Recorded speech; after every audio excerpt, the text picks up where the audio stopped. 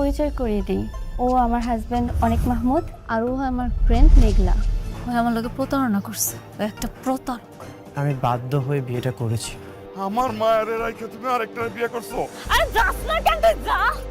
সামনে তুই যাবি। ওরে আমি আজকে মেঘলা। আচ্ছা, অনেক তো বেইমানি করে নাই, তাহলে একটু বলবেন আপনি ওর কি মন্ত্র শেখাইলেন যে ওরা একবার হঠাৎ করে বড় লোক হয়ে গেল? আমি জানি না, আমি জানতে চাই না। আরে এত উত্তেজিত হচ্ছেন কেন? সাইকেল নাকি দুধ কাপি না করবো, যা কইতেছিস। কি ব্যাপার সাব্বির, তুমি আমাকে এত জরুরিভাবে ডাকলে যে? আপনি তো খুব খারাপ একটা মানুষ, আর আপনি তো দুজনকে ঠকাচ্ছেন। সত্যি আমি দুইজনকে ঠকিয়েছি, কিন্তু কেন? আমাদের জীবনে মাঝে মাঝে কিছু কঠিন বাস্তবতার সম্মুখীন হতে হয়, ঠিক তখন কাছের মানুষের সাথে বেইমানি করা ছাড়া আর কোনো উপায় থাকে। আরে গরিব করে জন্মায় এত অহংকার কিসের? হ্যাঁ, অনেক ভাই, মেঘলা তো বিপদে পড়ছে। আপনি তো অনেকের সব সম্পত্তি বেমানি করে লিখে নিয়েছেন। কিন্তু অনেক আরো বড় বেইমান।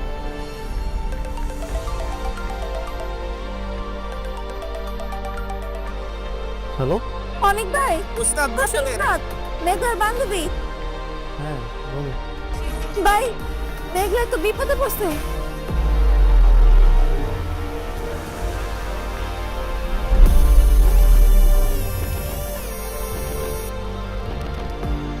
ঠিক আছে, আমি এখনই আসছি।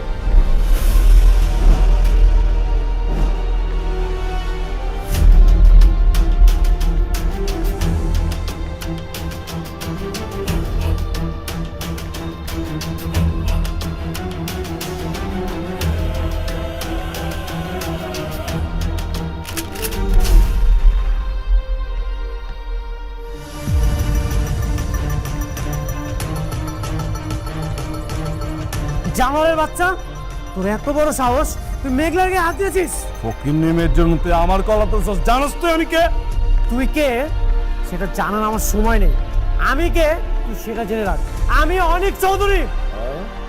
আজকে তোকে আমি এমন অবস্থা করব, নেক্সট টাইম কোনো মেয়েকে টাচ করার আগে আজকের দিনের কথা তোর মনে পড়বে। আর তুই যাকে গরিব ফকিনি বলছিস, ওকে জানিস? এই অনিক চৌধুরী ওয়াইফ।